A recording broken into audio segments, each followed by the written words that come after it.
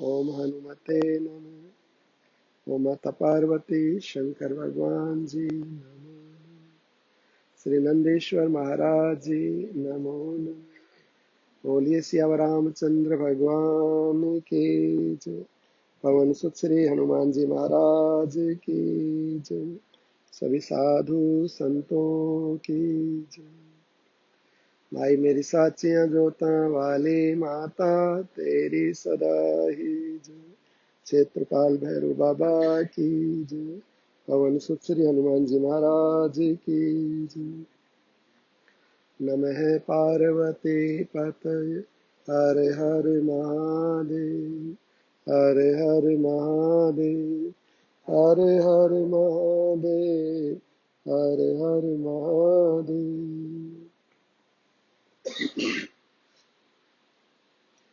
मंगल भवन अमंगल हारी।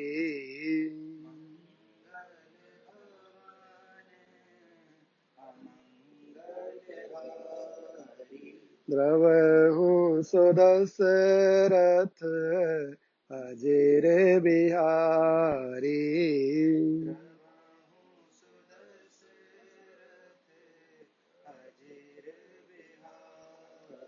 मंगल भवन अमंगल हारी।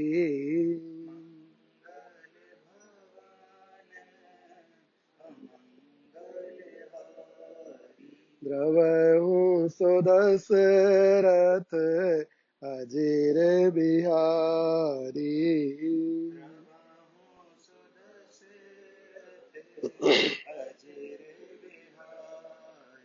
पुत्रवती जुबती जग सोई।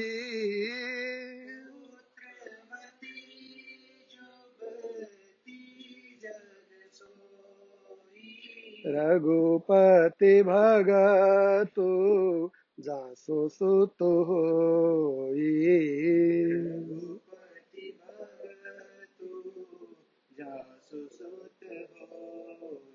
न तरु बांझ भली बादी बियानी।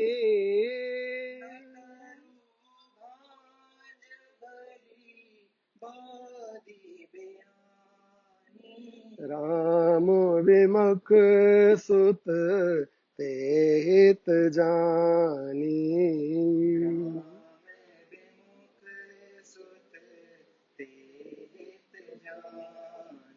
तुम्हारे ही भाग राम बन जाई।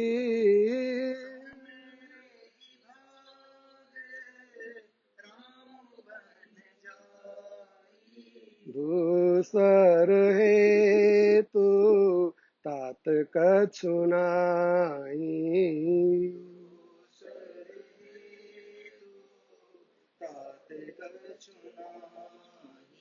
राम सिया राम सिया राम सिया राम सिया राम सिया राम। राम सिया राम सिया राम सिया राम।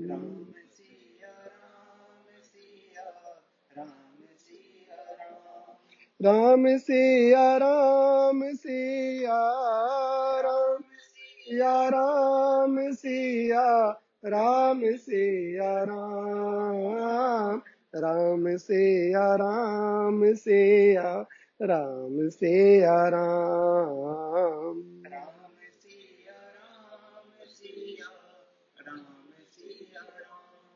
सिया रामचंद्र भगवान की जय। पवन सुत श्री हनुमान जी महाराज की जय। सभी साधु संतों की जय। राम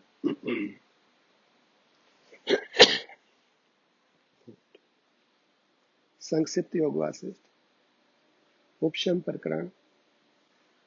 देह आदि के संयोग वियोग आदि में राग द्वेष और हर्ष शोक से रहित शुद्ध आत्मा के स्वरूप का विवेचन।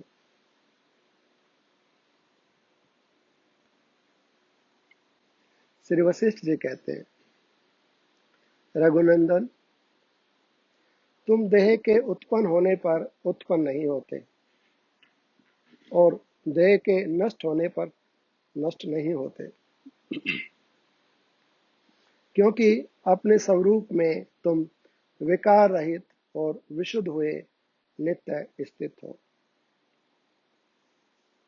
परमात्मा को कह रहे हैं कि आप देह के प्रकट होने से, देह के उत्पन्न होने से उत्पन्न नहीं होते और देह के विनिष्ट होने से विनिष्ट नहीं होते हो, क्योंकि तुम अपने स्वरूप जो विकार रहित और विशुद्ध है, जिसमें कोई किसी प्रकार का विकार और किसी प्रकार की अशुद्धि नहीं है, ऐसे अपने वास्तविक स्वरूप आत्मा में स्थित हो। परमात्मा अपने ही स्वरूप में स्थित रहते हैं।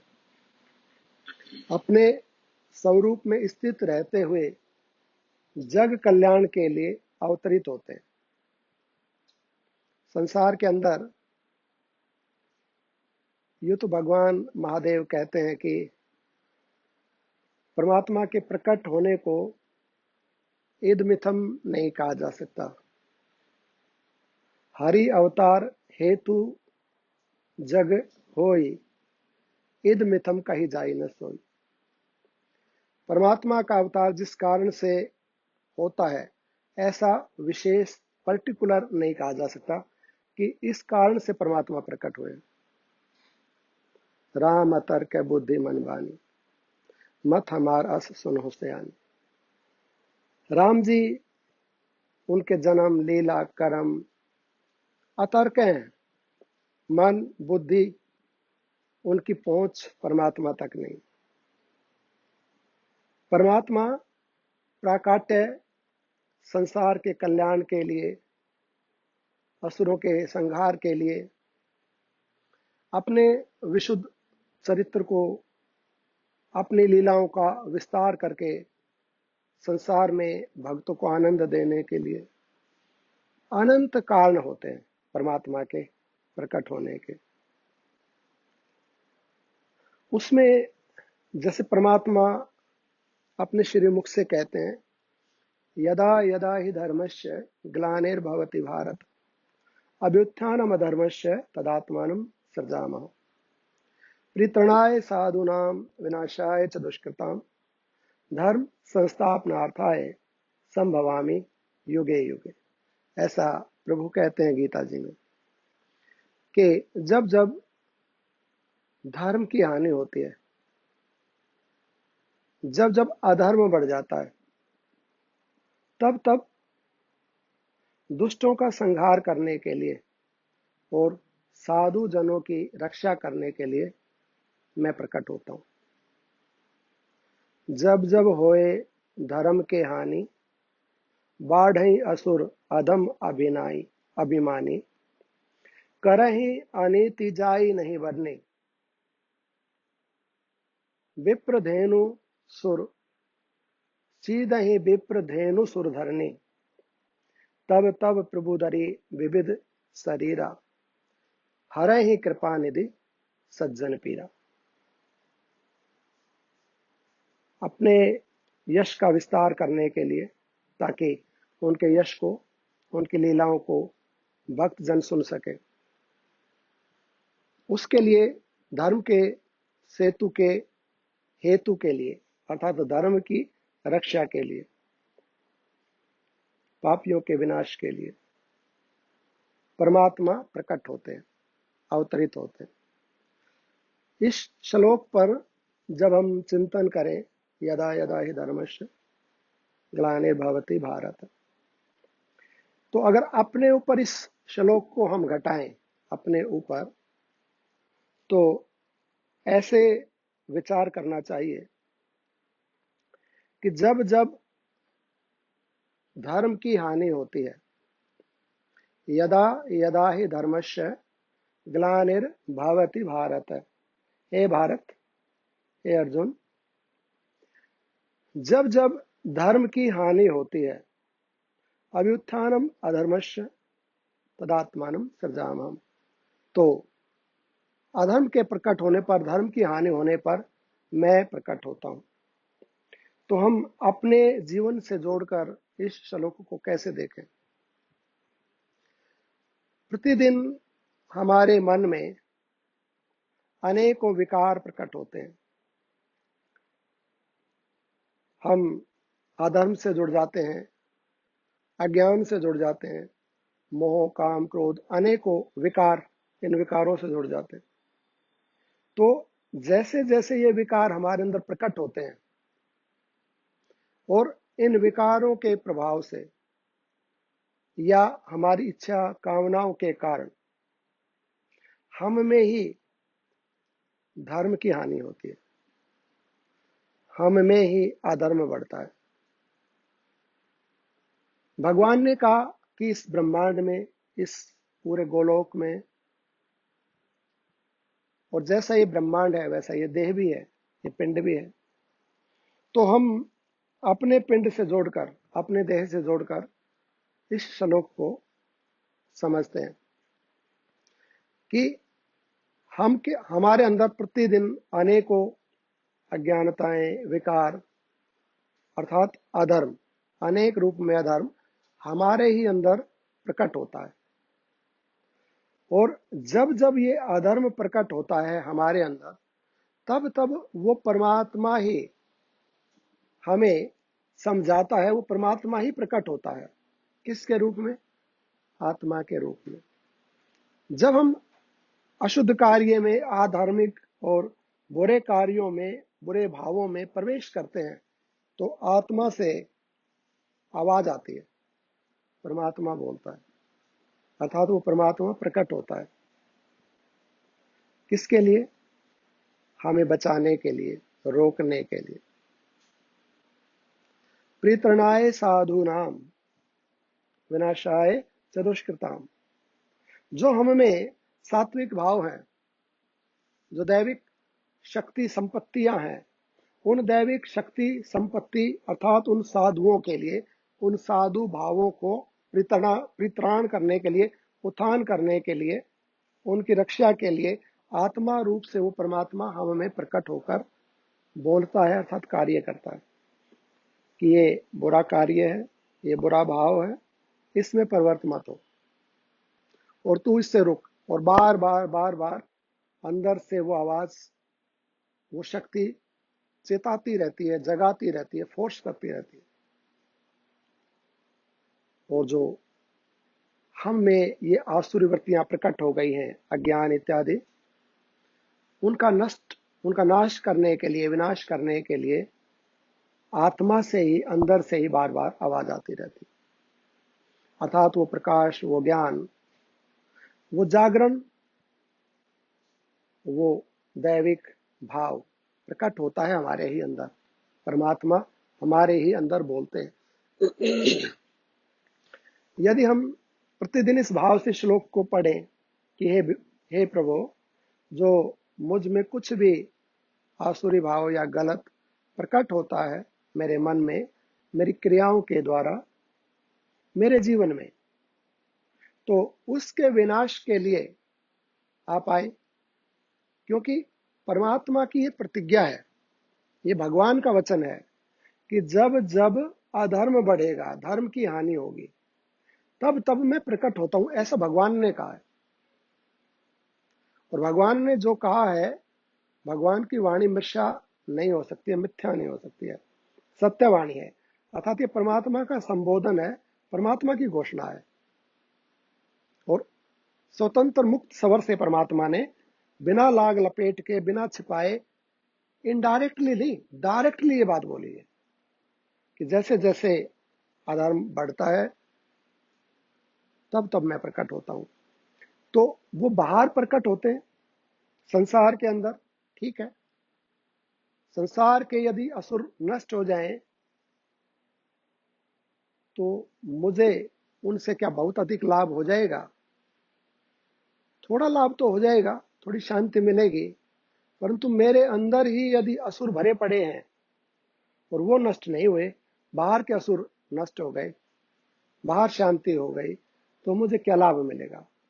मेरे अंदर तो आसुरी भाव, आसुरी संपत्ति, मेरे अंदर के असुर तो यूं के यूं शक्तिशाली सजग है।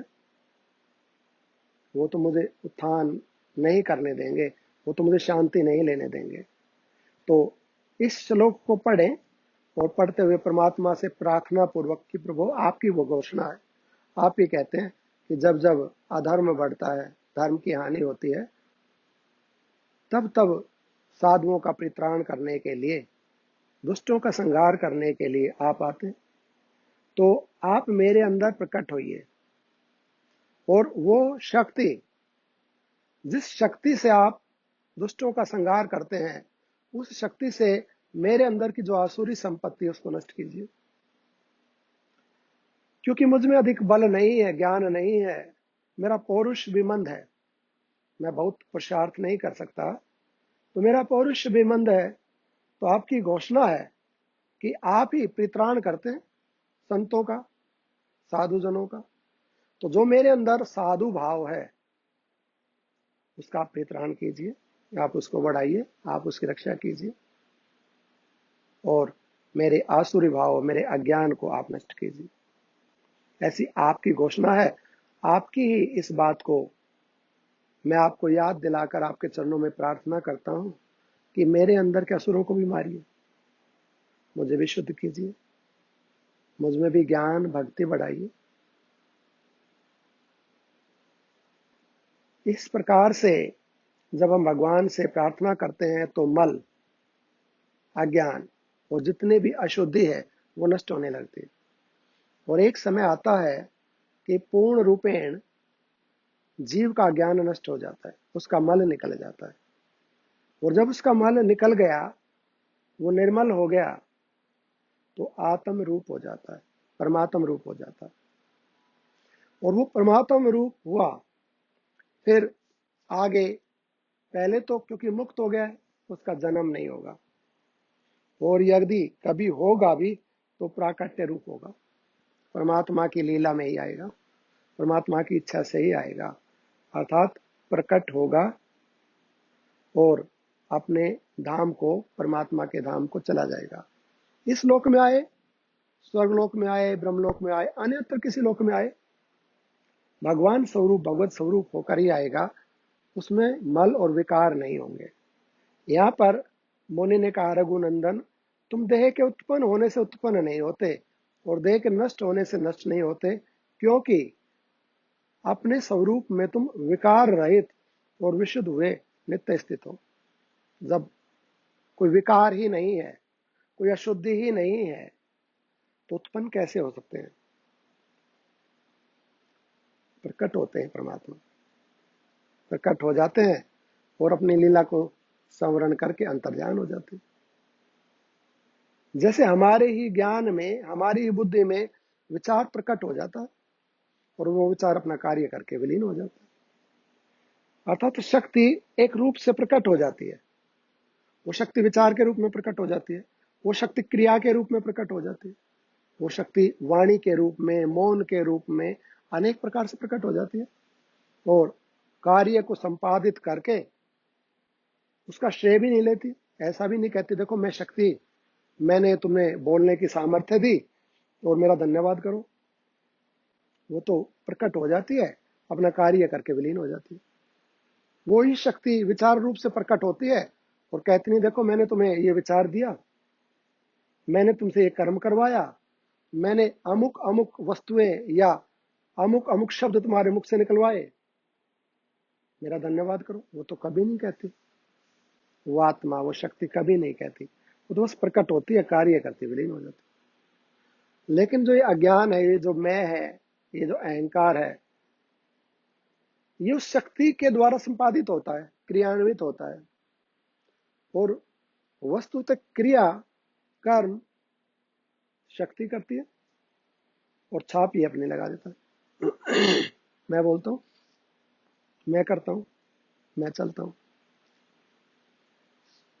मैं नहीं कर सकता, मैं में सामर्थ्य नहीं है, परमात्मा ही करते हैं, वही आते हैं, वही प्रकट होते हैं। और प्रतिक्षण हमारे मन में विचार के रूप में, बुद्धि में विचार के रूप में, हमारे शरीर में क्रियाओं के रूप से, हमारी जो पलकें झपक रही हैं, स्पंदन हो रहा है ना शरीर के अंदर, शक्ति है सारी, वो शक्ति क्रियान्वित हो रही है। और कहीं पर भी अपनी मोहर नहीं लगाती, छाप नहीं लगाती कि देखो मैं ये कार्य कर रही हूँ।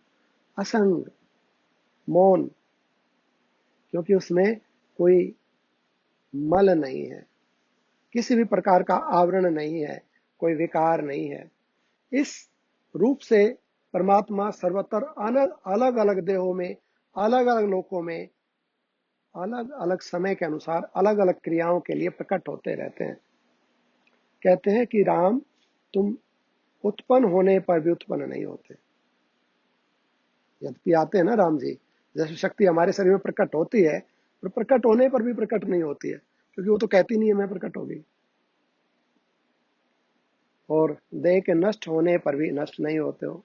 अर्थात जब बोलने के लिए शक्ति प्रकट हुई तो प्रकट है, और जब बोलना बोलना रूप क्रिया समाप्त हो गई तो उस मौन में शक्ति नष्ट थोड़ी हो गई। जब बोलना प्रारंभ हुआ या शरीर ने क्रिया करनी प्रारंभ करी, तब शक्ति बन थोड़ी गई, और शरीर ने क्रिया करनी बंद कर दी तो शक्ति नष्ट थोड़ी हो गई। शरीर के क्रिया करने से और क्रिया न करने से उस शक्ति का, उस आत्मा का कुछ बनता बिगड़ता नहीं है। वो इससे सर्वथा असंग रहता है। इस विनाशशील देह के नष्ट हो जाने पर शुद्ध आत्मा का नाश नहीं होता। इसलिए जो देह का विनाश हो जाने पर मैं नष्ट हो जाता हूं, इस प्रकार की भावना से दुखी होता है, उस अंध बुद्धि को धिक्कार। अब वास्तविक स्वरूप तो आत्मा का देह से असंग है, मन बुद्धि चित्त से असंग है, और वस्तु तो वही शक्ति कार्य कर रही है, और वो कार्य करती हुई भी अलग है। और जब वही प्रकट हो रही है, कार्य कर रही है, तो उसी को देखें, उसी को जाने, उसी से जुड़े। लेकिन हम देह से जुड़ जाते हैं।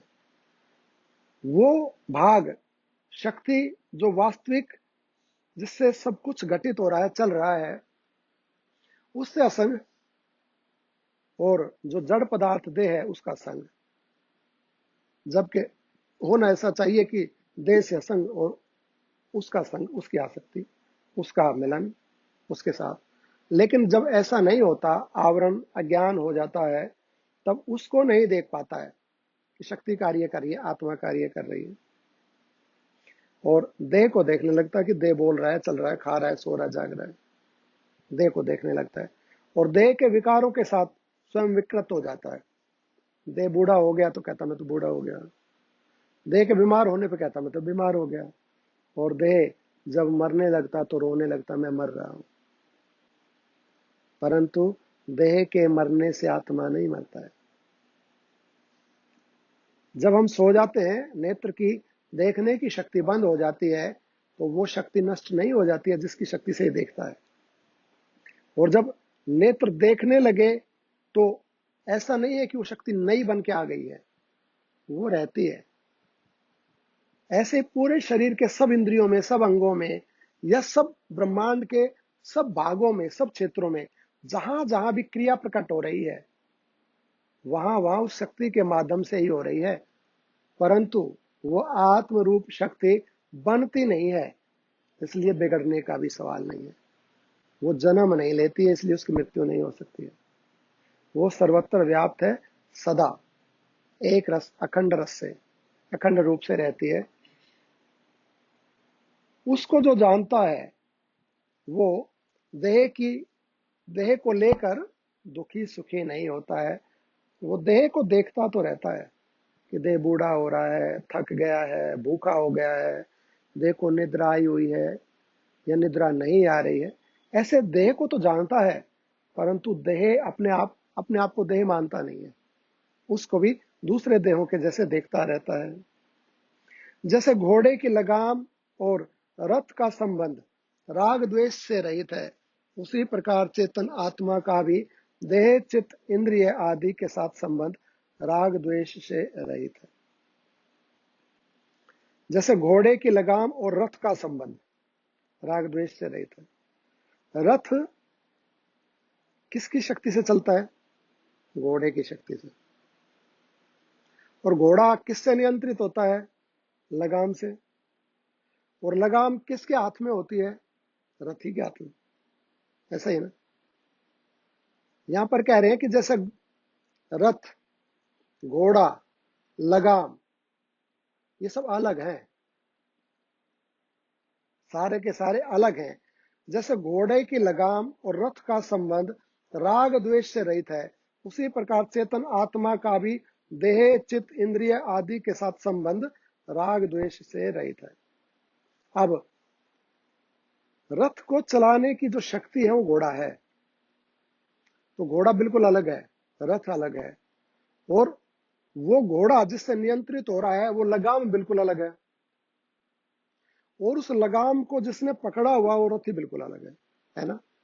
सारे एक दूसरे का राग द्वेष नहीं हो सकता, क्योंकि सब अलग अलग हैं, अलग अलग वस्तुएं हैं।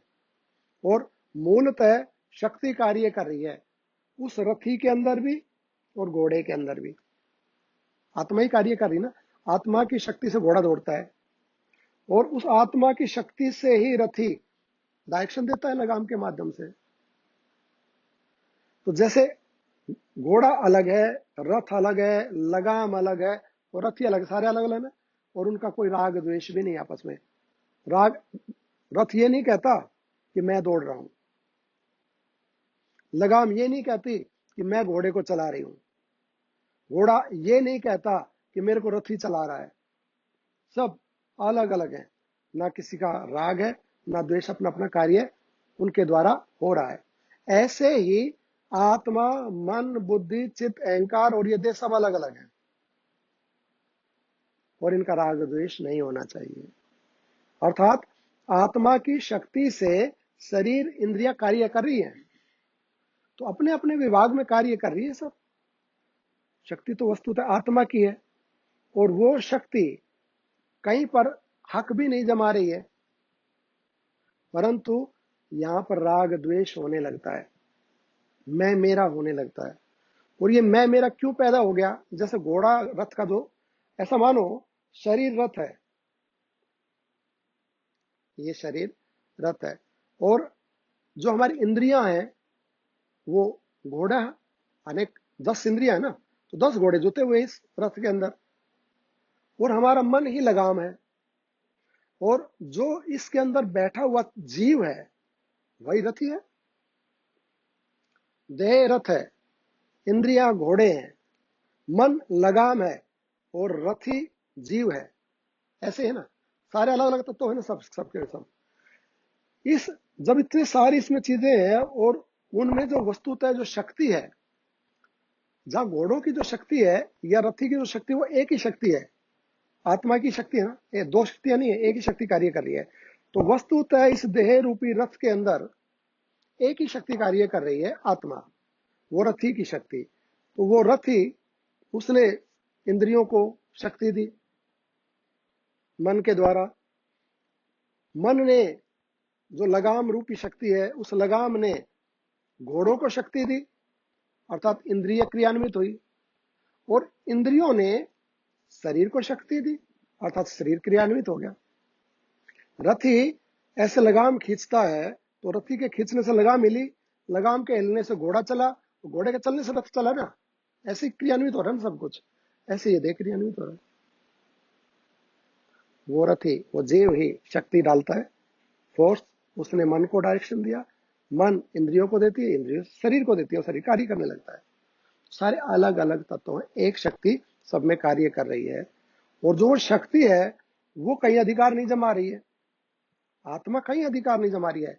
और इसमें जो रथी है वो अपने को जानता नहीं है, वो ये कह रहा है मेरी शक्ति है, मेरा घोड़ा है, मेरा रथ है, जबकि ना वो रथ है, ना वो लगाम है, ना वो घोड़ा है।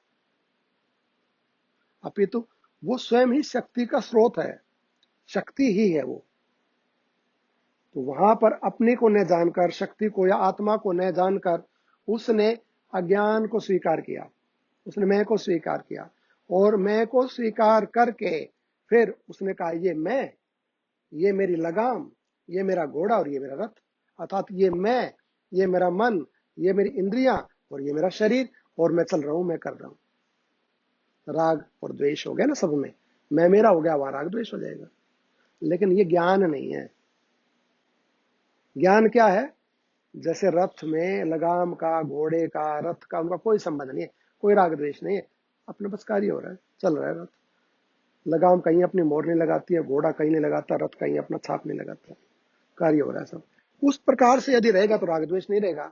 और उसी प्रकार से यदि इस देह में रहेगा तो ये शरीर कार्य करता रहेगा, परंतु मैं की छाप नहीं होगी कहीं की, अर्थात वहां अज्ञान नहीं होगा, क्रियाएं होंगी, सब कार्य बड़े अच्छे से होंगे। खाना पीना, चलना, कार्य व्यवहार, आना जाना, जो भी सांसारिक, सामाजिक, लौकिक, अलौकिक, सब कार्य बड़े आराम से होंगे। और कहीं पर भी अज्ञान न होने से मैं भाव नहीं रहेगा, अर्थात राग द्वेष नहीं रहेगा, मेरा तेरा नहीं रहेगा, कार्य होते रहेंगे। लेकिन जहां ज्ञान हो जाएगा वहां राग द्वेष हो जाएगा। लेकिन ये नहीं होना चाहिए, ऐसा कहते हैं जैसे घोड़े की लगाम और रथ का संबंध राग द्वेष से रहित है, उसी प्रकार चेतन आत्मा का भी देह, चित्त, इंद्रिय आदि के साथ संबंध राग द्वेष से रहित है। जैसे मार्ग बटोइयों के संयोग से और वियोग में हर्ष शोक का अनुभव नहीं करता, वैसे ही विशुद्ध आत्मा शरीरों के संयोग वियोग में हर्ष शोक से रहित है।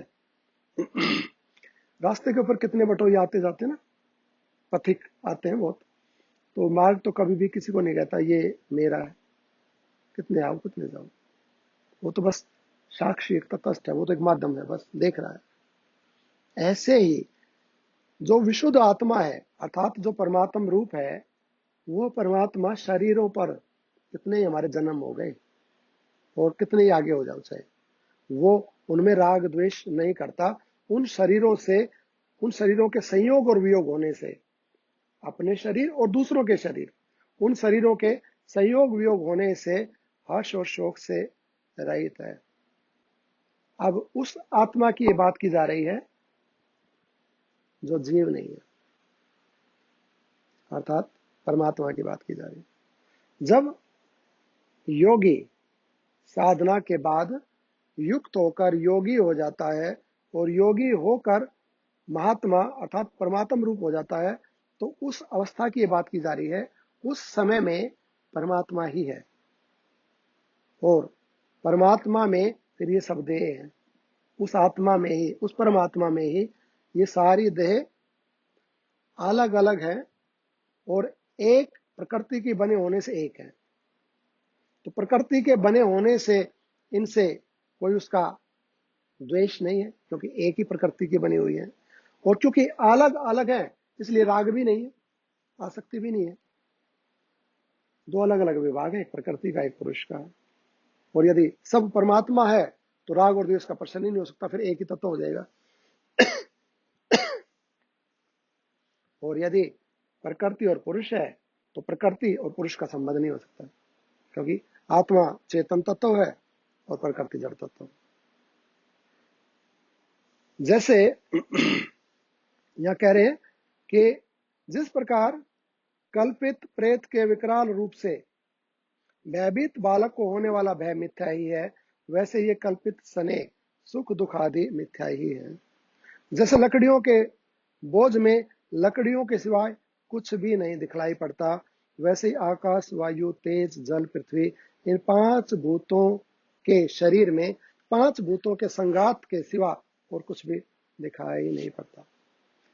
हमारे को मतलब मुनि समझा रहे हैं बार बार अनेकों तरीकों से, अनेकों तरीकों, कि तेरे को जो अच्छा लगता है वो समझ। तो यदि ये चाहता है कि मैं तो परमात्मा से प्रेम करने वाला भक्त मार्गी हूँ, भक्त मार्गी तो भैया सब भगवान है, और तू तो सबको सिया राम माई सब जग जानी, करो प्रणाम जोरी झुक पानी, सबको परमात्मा। ज्यादा बुद्धि लगाने की जरूरत ही नहीं, बहुत सिंपल है भक्ति मार्ग। भक्ति पंथ सुगम अति सुगम, जीव पावे मोही। भक्ति का पंथ अत्यंत सुगम है और सहज में जीव मुझे पा जाता। तो ये तो अब जो ज्ञान मार्गी है, जिसको तो जानना है ना पूरा एक एक से, भैया नहीं ये कैसे बनता है, ये कैसे होता है, ऐसा क्यों नहीं हुआ, वैसा कैसे हो गया, तो ये सारा झंझट मानो ज्ञान मार्गियों के लिए है। पूरा एक एक चीज खोल के मुनि समझा रहे हैं, ऐसे ऐसे सब कुछ कह रहे कि लकड़ियों के बोझ में लकड़ियों के अलावा कुछ नहीं है। और लकड़ी को उतार दे, बोझ को था, बोझ उतर गया, गट्टा उतारा सर से, बोझ उतर गया। ऐसे ही इस देह में और दूसरे देह में पांच भूतों के अलावा कुछ नहीं है। पांच भूत ही है बस सबके देह में, इसके अलावा कुछ भी नहीं है। इसको जान ले, दो विभाग है, एक चेतन का एक जड़ का है। तो जो जड़ का विभाग है पांच भूत है, और इसमें जिस शक्ति से ये जड़ कार्य करता है वो चेतन, वो आत्मा, ये दो है। और इसी को अनेक प्रकार से समझा रहे हैं। फिर बार बार कहते हैं भी अलग अलग हैं दोनों, ज्ञान मार्ग के लिए ये दोनों अलग अलग हैं। तो इस जड़ विभाग को छोड़, वो जो चेतन विभाग है आत्मा का जो, उसको तू पकड़, वो तू है। और भक्त के लिए तो जड़ चेतन कुछ नहीं है, सब परमात्मा है। भक्त के लिए बड़ा सिंपल है, सब परमात्मा ही है। कहते हैं कि ये पांच भूतों में, इन शरीरों में पांच भूतों के अलावा कुछ भी नहीं है। आगे फिर बताया कि जो स्त्री और पुरुष के जो शरीर हैं, तो ये एक ही जाति के बने हुए हैं, तो इनमें क्यों आकर्षण होता है या क्यों राग द्वेष होता है। कहते हैं जैसे एक पत्थर से बनाई गई दो पाषाण की प्रतिमाओं का परस्पर आलिंगन होने पर उनमें राग नहीं होता, उसी प्रकार चित्त और शरीर का परस्पर आलिंगन होने में भी राग नहीं होना चाहिए। एक पत्थर लिया, उस पत्थर को चीर दिया बीच में से, एक ही पत्थर है ना, उसके दो भाग कर दिए और उसकी दो मूर्तियां बना दी। अब वो दोनों मूर्तियां ऐसे चिपका के साथ कर दिया, आलिंगन हो गया ना, जुड़ गई दोनों मूर्तियां। तो क्या उन दोनों मूर्तियों में राग द्वेष होता है? मेरे पास क्यों आ गई, दूर चल, या दूर क्यों है, पास आ, ऐसा क्रोध या राग द्वेष होता है मूर्ति में? पत्थर की दो, हमने दो घोड़े बना दिए, दो हाथी बना दिए, दो स्त्री पुरुष बना दिए, दो देवता, कुछ भी बना दिए, तो राग द्वेष थोड़ी होता है मूर्तियों में? नहीं होता।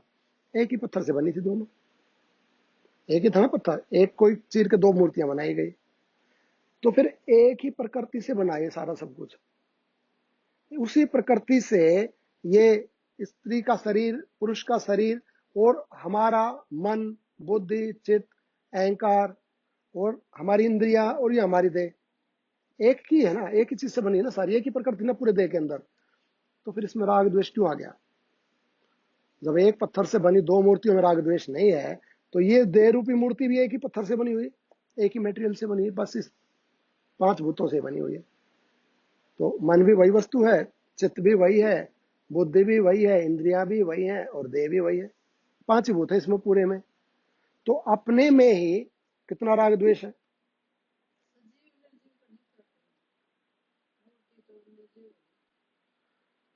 देखो, अच्छा प्रश्न है, लेकिन पहले इस बात का उत्तर दो, मूर्ति निर्जीव है तो क्या शरीर सजीव है?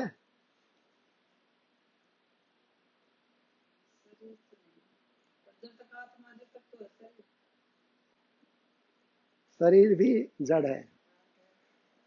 जो तत्व मूर्ति में है ना, वही तत्व शरीर में है। वही पांच भूतों का संगात मूर्ति है, वही पांच भूतों का संगात ये देह है। तो मूर्ति भी जड़ तत्व है और देह भी जड़ तत्व है। तो जब ये देह जड़ है, एक ही वस्तु है ना, प्रकृति से मूर्ति बनी हुई है, प्रकृति से शरीर बना हुआ, तो एक ही वस्तु है, दोनों की एक ही जाति है, शरीर की भी और मूर्ति की भी। तो उस वे मूर्तियां आपस में राग द्वेष नहीं करती। हाँ, तो अब क्या कि दो विभाग बताए गए, अभी हम प्रकृति विभाग पे बात कर रहे हैं। जैसे मुनि यहाँ पर बता रहे हैं कि दो विभाग हैं, तू या तो अपने आप को आत्मा मान, ऐसा ही तो कह रहे हैं ना। यदि या तो अपने आप को प्रकृति मान, तू या तो अपने आप को जड़ मान या चेतन मान।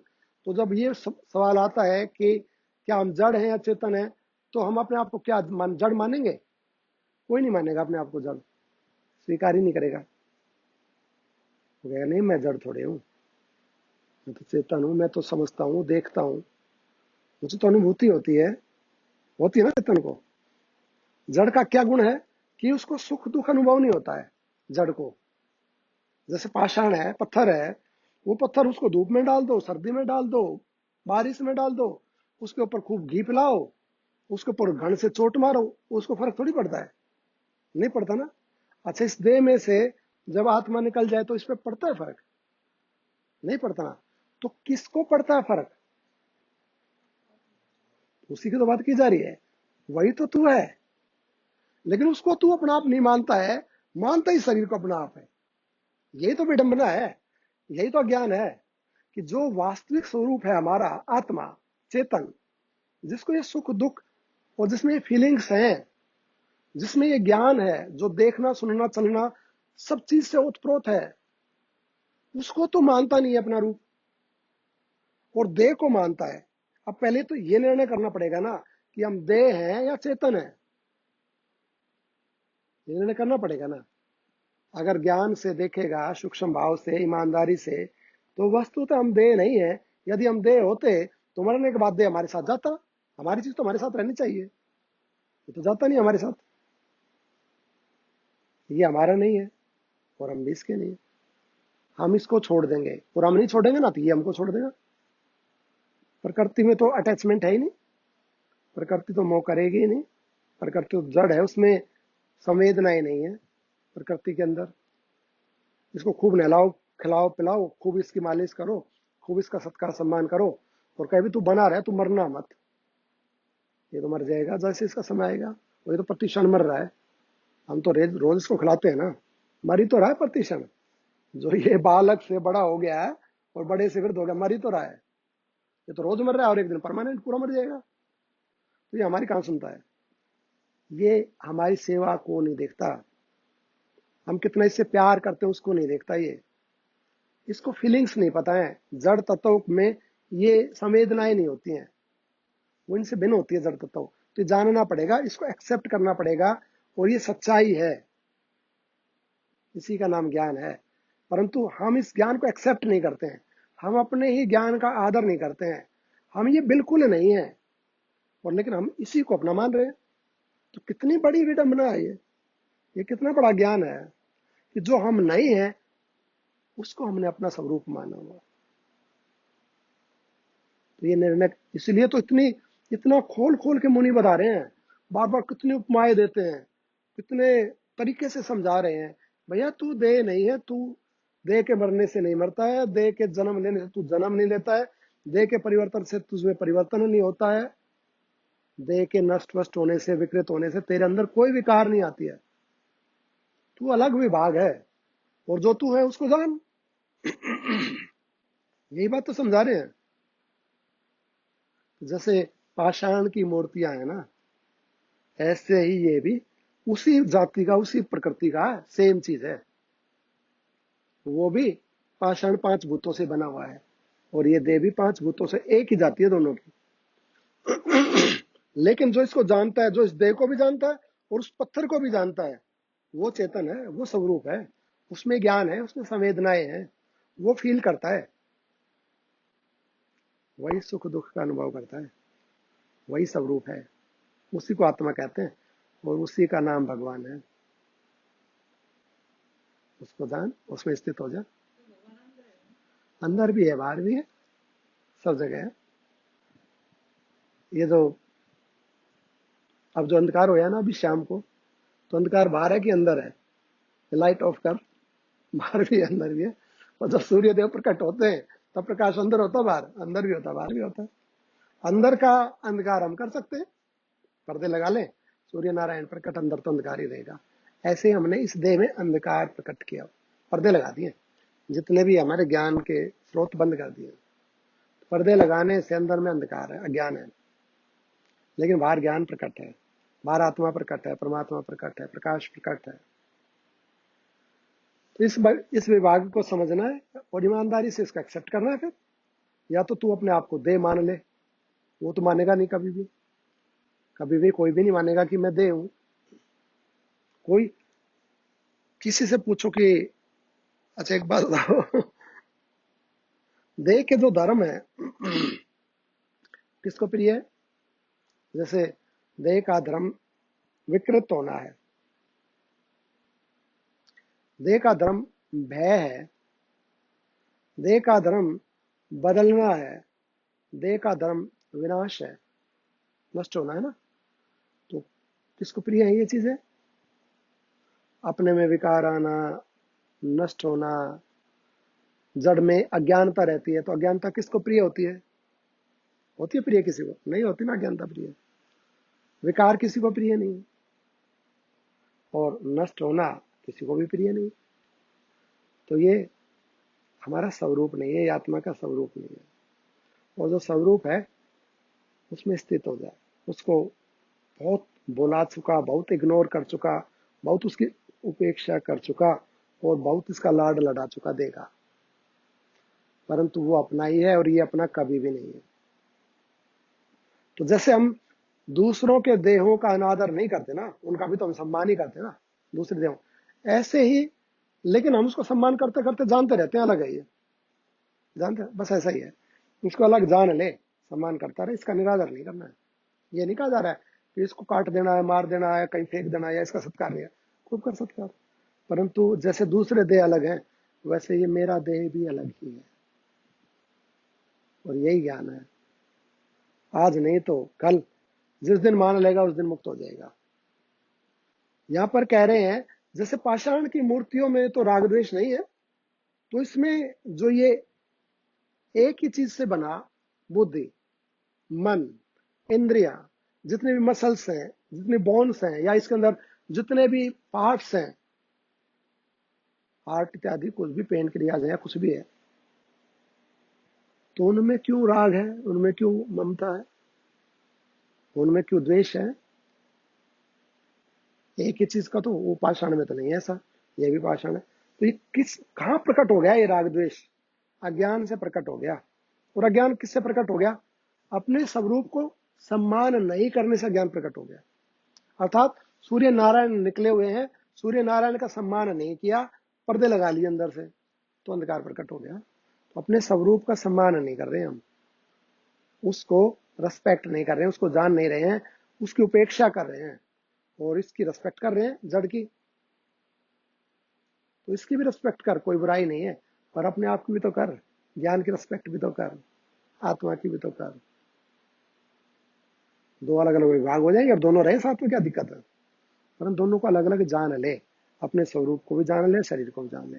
जब दोनों को अलग जान लेगा, जैसे हम अपने से अलग देह को जानते हैं, दूसरे के देह में बुखार आ गया, वो बूढ़ा हो रहा है, उसको कोई कष्ट हो रहा है, तो हम उसके साथ संवेदनाएं और एक अच्छे भाषण, अच्छी बात, अच्छा व्यवहार तो कर सकते हैं, परंतु वो अलग है, हम उसको जानते हैं, अलग है, जानते हैं ना? ऐसे ही जान जाएगा इसको। इसके बुखार होने से भी हमें पता लग जाएगा, इसमें बुखार है, इसमें भूख है, इसमें वो है। जैसे हमें औरों के भी पता लग जाते हैं ना, उनके आकृतियों से, भूख, प्यास, भय और ये कष्ट इत्यादि, ऐसे इसका भी पता लगेंगे। लेकिन इसको जैसे उनके साथ हम अच्छा व्यवहार करते हैं, इसके साथ भी करते रहेंगे, लेकिन रहेंगे अलग ही। ये ज्ञान है।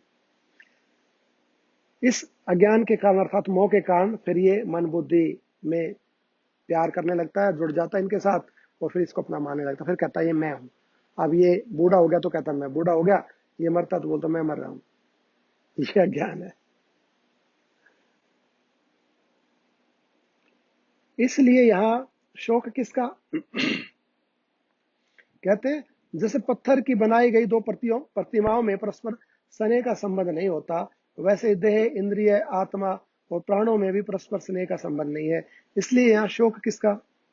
जिस प्रकार समुद्र ऊंची ऊंची भंवरों से युक्त हो, तरण, काठ आदि पत्थरों के से संयोग करता है, वैसे ही जीवात्मा भी चिताकृति को प्राप्त हो देह और प्राणों के साथ संयोग करता है। अतः मनुष्य को समुद्र की भांति उनसे निर्लेप होना चाहिए। समुद्र की तरंग आती ना, लहर आती है, या समुद्र के बीच में बहुत सारे टापू होते हैं, या समुद्र के किनारे पे कोई पर्वत है तो उस पर्वत से टकराता है, या बीच में कोई लकड़ी इत्यादि है या कोई और पदार्थ उसमें डाल दिया तो उनसे टकराता रहता है ना, अलग अलग मिट्टी से टकराता है, बालू से, कभी पहाड़ी से, अगर उसके आगे पहाड़ है या बीच में टापू है तो उनसे टकराता रहता है ना, तो उनको छूता रहता है, उनसे मिला रहता है, उनसे टकराता रहता है, असंग रहता है उनसे।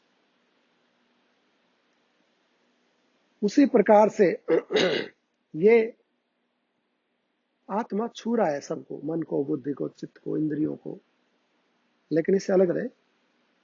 जैसे समुद्र खूब उनके साथ रहता है और उनके साथ रहता हुआ भी टापू वापू, किनारे, पर्वत, लकड़ी इत्यादि, जीव जंतु जो अंदर में सबसे अलग है, सबके साथ रहना, ऐसे ही आत्मा इनके साथ रहे और इनसे अलग रहे। जैसे जल अपने स्पंदन क्रिया से ही मलिनता का परित्याग करके स्वयं ही स्वच्छता को प्राप्त करता है, उसी प्रकार जीवात्मा यथार्थ ज्ञान के द्वारा विषय रूपता का परित्याग करके स्वयं ही विशुद्ध आत्म रूपता को प्राप्त करता है। समुद्र का जो जल है या किसी बड़े सागर सरिता का जो जल है, तो क्या होता है, उसमें स्पंदन होता है, लहरों के द्वारा स्पंदन होता है, और लहरों से जो भी अंदर में मलिनता है, कोई लकड़ी पड़ी है या कोई सामान पड़ा है, कोई भी मलिनता कुछ भी अंदर है, तो वो लहरें उसको उठा उठा के धीरे धीरे किनारे पे और किनारे से बाहर फेंक देती है।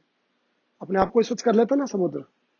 ऐसा थोड़ी है कि कोई हम उसमें जाली लगा के या मशीन लगा के उनको स्वच्छ करते हैं।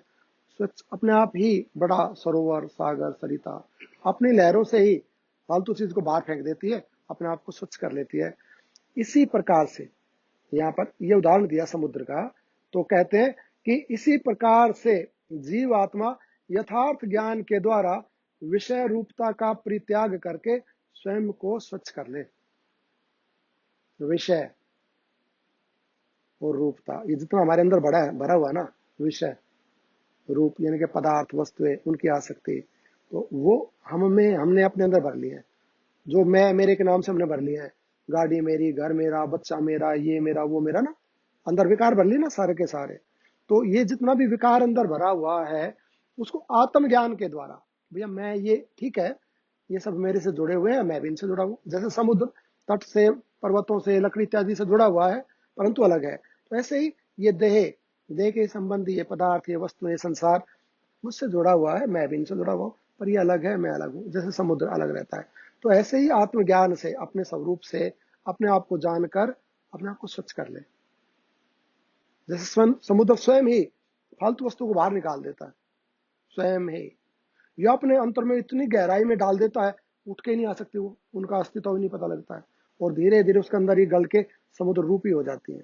ऐसे ही जो चीजें हमारे अंदर भरी हुई हैं, वो चीजें, वो दुर्वासनाएं, वो अज्ञान या वो संसार का जो भाग है पदार्थ इत्यादि, तो वो या तो इतना अंदर में चला जाके डिजोल्व ही हो जाए, हमारा रूप हो जाए, या फिर हम उसको ज्ञान के द्वारा बाहर निकाल दें और इसमें ही रहे फिर, और ये भी हम में रहे। जैसे समुद्र में सब जीव जंतु रहते हैं और समुद्र उन सब में रहता है, फिर भी अलग रहता है, ऐसे ही आत्मा रहे। उस भारी तो नहीं हो रहा है, थोड़ा सा ज्ञान का टॉपिक है। इसमें जब हम ज्ञान की बात करने लगते हैं ना, चेतन की बात करने लगते हैं, तो प्रकृति जो विभाग है वो शुद्ध हो जाता है। प्रकृति शरीर है ना, बुद्धि मन, ये मानो शुद्ध क्रोधित हो जाता है या मानो नाराज हो जाता है, और फिर वो अपना आवेग, अपना आवेश दिखाता है। समझेगा नहीं, बुद्धि समझेगी नहीं, या बुद्धि सो जाएगी, या बुद्धि का क्या चल रहा है, क्योंकि उसका विभाग तो है नहीं, उसकी बात तो हो नहीं रही है। आप प्रकृति की बात करनी शुरू करो, शरीरों की बात कर रहे हो, संसार की बात करो, वहां घूमे, वहां खाए, वहां के सेब बढ़िया, वहां का पत्थर बढ़िया, वहां का पानी बढ़िया, वहां की बालू बढ़िया ये करो, और देखो फिर कितनी प्रसन्नता आ जाएगी, एकदम ये प्रकृति एकदम से प्रफुल्लित हो जाएगी। उसकी बात हो रही है ना।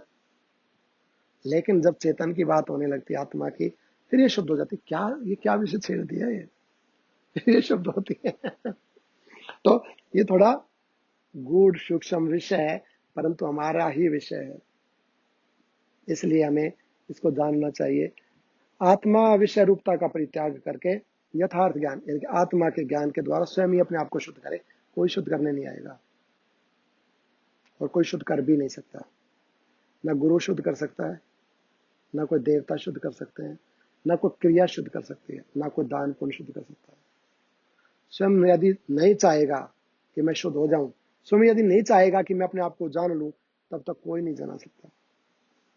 तो स्वयं को जानने के लिए स्वयं ही प्रयास करना पड़ेगा, स्वयं की शुद्धि के लिए स्वयं प्रयास करना पड़ेगा। तो जैसे समुद्र स्वयं अपने आप को शुद्ध कर लेता है, ऐसे ही हमें अपने आप को शुद्ध कर लेना चाहिए, अर्थात ये विकार अपने अंदर से निकालने चाहिए। उसके लिए परमात्मा से प्रार्थना करनी चाहिए, जैसे प्रारंभ में बताया ना, यदा यदा ही धर्मश्च ग्लानिर्भवति भारत अभ्युत्थानम धर्मश्च तदात्मानं सृजामि। हे परमात्मा, हे देव, हे नारायण, हे परमेश्वर, जिस भी रूप में बसते आप सहायता कीजिए। आप तो, आपकी तो प्रतिज्ञा है आप तो असुरों को मारते हैं, आप मेरे ज्ञान को मारिए, आप मेरे मोह को नष्ट कीजिए। आप तो साधुओं का परित्राण करते हैं, तो आप मेरे ज्ञान को बढ़ाइए, आप मुझे शक्ति प्रदान कीजिए, आप मुझे स्वरूप से अपने आप से मिलाइए। आपकी प्रतिज्ञा है, मैं तो आपके शरण हूं, और आपने भक्तों के लिए ही तो ये सब किया है। मैं तो आपका भक्त हूं, आपका दास हूं, आपकी शरण हूं। आप कीजिए, परमात्मा सहायता करेंगे। वो परमात्मा, इस श्लोक को आप प्रतिदिन इस भाव से याद कीजिए। ये 2 श्लोक हैं, इनको प्रतिदिन इसी भाव में रहकर, भगवान असुर बाहर नहीं है, मेरे अंदर भरे हैं, और असुरों को मारने के लिए आप आते प्रकट होइए, मेरे अंदर प्रकट होइए। आप ज्ञान रूप से प्रकट होइए, भक्ति रूप से, कर्म रूप से, जैसे मर्जी आपको अच्छा लगे आप प्रकट होइए, और प्रकट होकर मेरे असुरों को मारिए और मेरे सात्विक भाव को बढ़ाइए। अर्थात मेरे अंदर जो संत है, संत भाव है सर, उसको आप बढ़ाइए।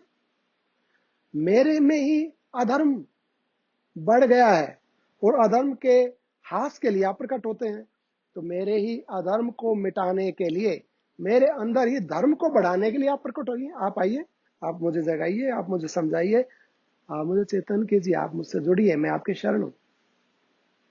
इस भाव से प्रतिदिन भगवान को याद कीजिए, भगवान का श्लोक और भगवान की स्मृति, अपने दोष, और भगवान कृपा करेंगे, ये अज्ञान, ये दोष, ये असुर, ये राक्षस निकलेंगे। संत भाव, ज्ञान, सात्विक प्रकृति बढ़ेगी, रक्षा होगी उनकी, और धर्म की स्थापना हो जाएगी। धर्म संस्थापनार्थाय संभवामि युगे युगे। युगे युगे, युग युग में, समय समय में। कब कब? मेरे अंदर, मेरा तो एक क्षण एक युग है।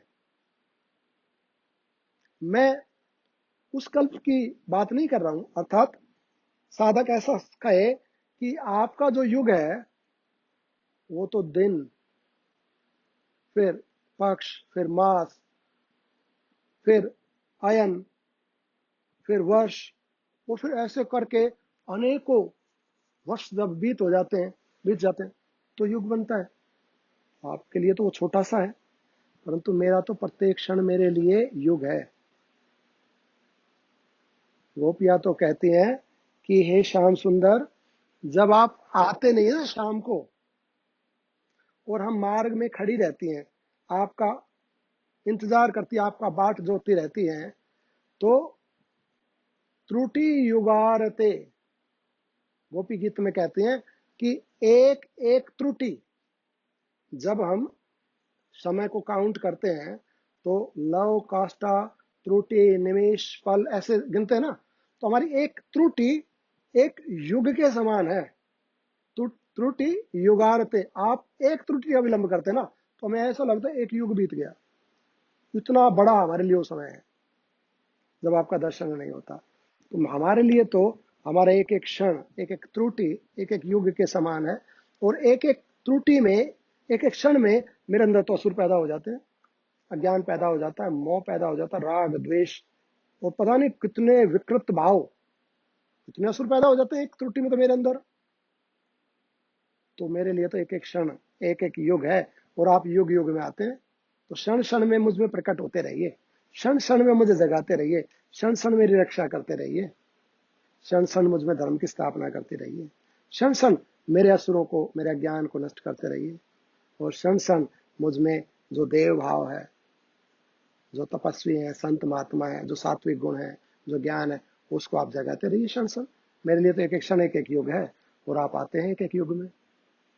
आप आइए, मेरे अंदर धर्म स्थापित कीजिए। इस भाव से, इस प्रकार से परमात्मा से जुड़ के फिर धीरे धीरे अज्ञान निकलने लगेगा, प्रकृति पुरुष का विभाग अलग होने लगेगा, प्रकृति को भी जान जाएंगे, पुरुष को भी जान जाएंगे। प्रकृति की निंदा नहीं कर रहे हैं, प्रकृति खराब चीज ऐसा नहीं कह रहे हैं, परंतु जानना है, उसको समझाने के लिए बार बार ऐसा बताया जा रहा है। दोनों को जान ले, वो जान के फिर जब हम दो को जान लेते हैं, और जिसका जैसा रूप, रंग, व्यवहार, प्रभाव होता है, उसके अनुसार उसके साथ न्याय अनुसार व्यवहार होता है। और यदि हम किसी की वास्तविकता को नहीं जानते हैं, वस्तु की वास्तविकता को नहीं जानते हैं, तो सत्य व्यवहार नहीं होता उसके साथ। हो सकता है कोई बहुत बड़ा संत महात्मा आए हमारे पास, और उसको तो बड़ा आदर सत्कार सम्मान हमें देना चाहिए, परंतु हम उसको जानते नहीं है, और उसका वैसा आदर सत्कार हम नहीं कर पाए, या कोई बड़ा खल हो, उसके बारे में हम जानते नहीं है और उसका बड़ा आदर सत्कार करने लगे और वही हमारी बड़ी हानि कर जाए। तो सत्य वस्तु को, यथार्थ वस्तु को, वस्तु की यथार्थता जानने के बाद व्यवहार सत्य होता, ठीक होता है, बिगड़ता नहीं है कुछ, उससे अच्छा ही होता है। इसलिए यहाँ प्रकृति का कोई निंदा नहीं कर रहे हैं, प्रकृति को जान लो फिर उसके साथ व्यवहार ठीक हो जाएगा, और पुरुष को जान लो, आत्मा को, उसका भी व्यवहार ठीक हो जाएगा। उसके लिए इतना प्रयास किया जा रहा है। मुनि कितने प्रकार से इसको समझा रहे। बोलिए वृंदावन बिहारी लाल की जय, राधे रानी सरकार की जय। थोड़ा जल्दी से पढ़ते।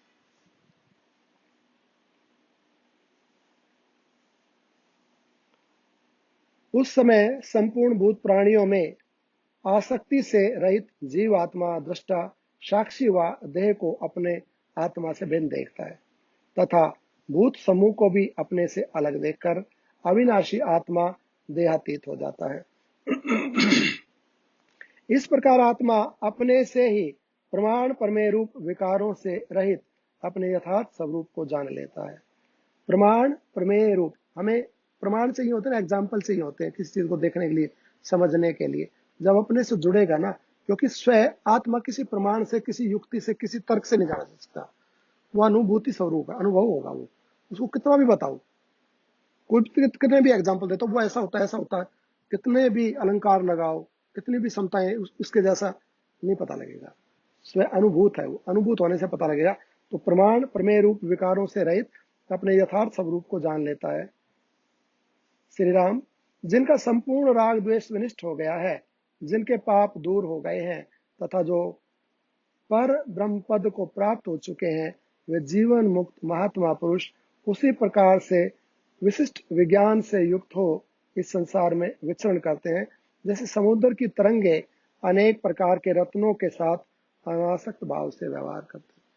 समुद्र में बहुत सारे रत्न होते हैं ना, परंतु वो इतने रत्न होने पर भी उससे आसक्त नहीं होता है समुद्र। ऐसे ही जब आत्मा जान लेता है देह को, प्रकृति को, तो इसमें कितना भी सुख संपत्ति, इसको देख लेगा, इसके साथ व्यवहार रहेगा, इसमें क्रिया भी होती रहेगी, बस आसक्त नहीं होगा इसके अंदर। जैसे समुद्र अपने तट पर पड़े हुए काष्ठ समूहों से मलिन नहीं होता, वैसे ही आत्मा के यथार्थ स्वरूप को जान लेने वाला वह मनुष्य इस संसार में अपने सांसारिक व्यवहारों से मलिन नहीं होता। जैसे समुद्र को गत आगत स्वच्छ चंचल मलिन और जड़ तरंगों से राग और द्वेष नहीं होता, उसी प्रकार तत्वज्ञानी महात्मा पुरुष को गत आगत स्वच्छ चंचल मलिन और जड़ भोगों से राग द्वेष नहीं होता। गत आगत, जो गया, जो आया, जो छूट गया, जो भी हो रहा है, राग द्वेष नहीं है, जो होता रहे, अपना चलता रहे। तो किसी को पकड़ता नहीं, किसी को छोड़ता भी नहीं, वो तो बस देखता रहता है, सब चलता रहता जीवन। और जीवन भी हमारे को नहीं पकड़ता, बस हम ही पकड़ते हैं चीजों को, लोगों को, परिस्थितियों को। वो हमें नहीं पकड़ती, वो तो चली जाती है। ऐसा ही फिर वो हो जाता, वो भी नहीं पकड़ता, जीवन चलता रहता है सब सहज भाव से। क्योंकि जो अहम भूत तथा तीनों काल में उत्पन्न होने वाली वस्तुएं दृश्य और दर्शन के संबंध से दिखाई पड़ती हैं, वह सब केवल मन की कल्पना ही है। इसलिए आत्म साक्षात्कार रूप दृश्य दर्शन से रहित सुखा अनुभूति का अवलंबन करने से संसार का अभाव हो जाता है। आत्मा का अनुभव करने से संसार का अभाव हो जाता है। आत्म स्वरूप को आवर्त करने वाली, ढकने वाली, आत्म स्वरूप को आवर्त करने वाली दृष्टि का विच्छेद हो जाता है और यथार्थ आत्म अनुभव प्रकाशित हो जाता है। उसी का अवलंबन करने पर तुरीयावस्था प्राप्त होती है।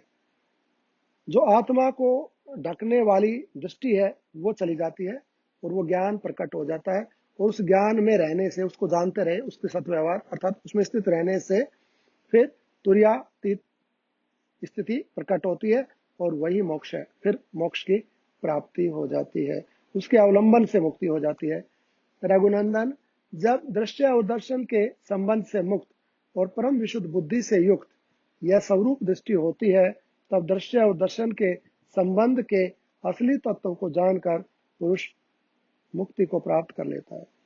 दोनों के विभाग को, प्रकृति और पुरुष के विभाग को देख लेता, जान लेता, तो मुक्त हो जाता है, उस भाव में उस दृष्टि को प्राप्त कर लेता है। मुक्त होने के अनंतर वह आत्मा का स्वरूप न स्थूल है, न अणु है, न प्रत्यक्ष है, न अप्रत्यक्ष है, न चेतन है, न जड़ है, न असत है, न सत्य है, न अहम रूप है, न अन्य स्वरूप है, न एक है, न अनेक है, न समीप है, न दूर है, न सत्तायुक्त है, न असत्तायुक्त है, न प्राप्य है, न अप्राप्य है, न सर्वात्मक है, न सर्वव्यापक है, न पदार्थ है, न अपदार्थ है, न पांचों भूतों का आत्मा है और न पांचों भूत ही है। तात्पर्य यह है कि आत्मा विशेषणों और लक्षणों से रहित विशुद्ध आत्म मन, वाणी और बुद्धि का विषय नहीं है, इसलिए उसे एदंता के द्वारा न कहा जा सकता है और न समझाया जा सकता। कोई भी जैसे बताते ना, वो ऐसा ऐसा ऐसा, एक है, दो है, तीन है, ये बोलने की बातें हैं। पूर्ण रूप से संकेत तो हो जाएगा, अनुमान हो जाएगा, समीप पहुंच जाएगा, जाने नहीं सकता उसको। जानेगा कब? जब उसको प्राप्त हो जाएगा, तो वो अनुभव स्वरूप है। इनसे संकेतों से वो पता नहीं लगेगा, वो प्राप्त गम्य है, अनुभव गम्य है।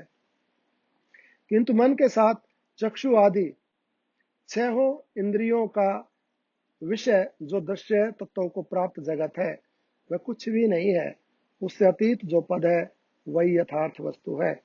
जिस प्रकार जिस प्रकार का यह जगत है, उस प्रकार के इस जगत को भली भांति जानने वाले पुरुष के लिए यह समस्त विश्व आत्म स्वरूप ही है। जैसा ये है उसको वैसे रूप में जान ले। ये परमात्म रूप से देखता है तो परमात्म रूप से जान ले, या इसको प्रकृति के रूप से देखता है तो आत्मा को जान ले।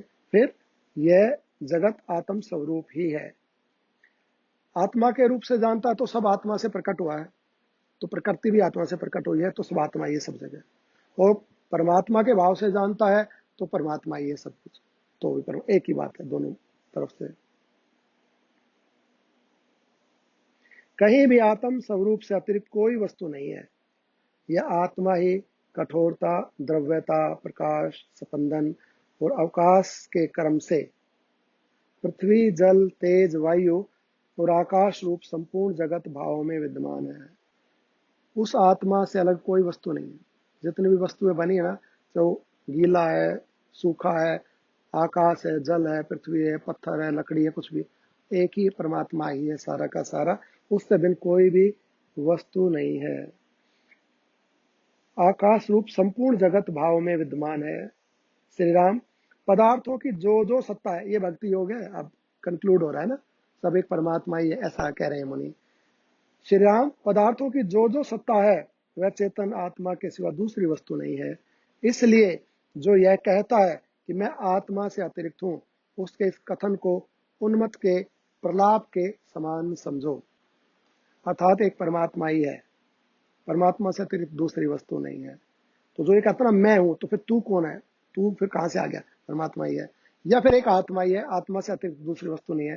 तो जो आत्मा से अतिरिक्त अपने को कहता है कि मैं हूं, तो भी मानो अज्ञान में ही है। दोनों ही अवस्थाओं के अंदर एकमात्र ज्ञानी के लिए एकमात्र आत्मा ही सर्वत्र व्याप्त है, और भक्त के लिए एकमात्र परमात्मा ही सर्वत्र व्याप्त है। बोलिए वृंदावन बिहारी लाल की, राधे रानी सरकार की, सभी साधु संतों की।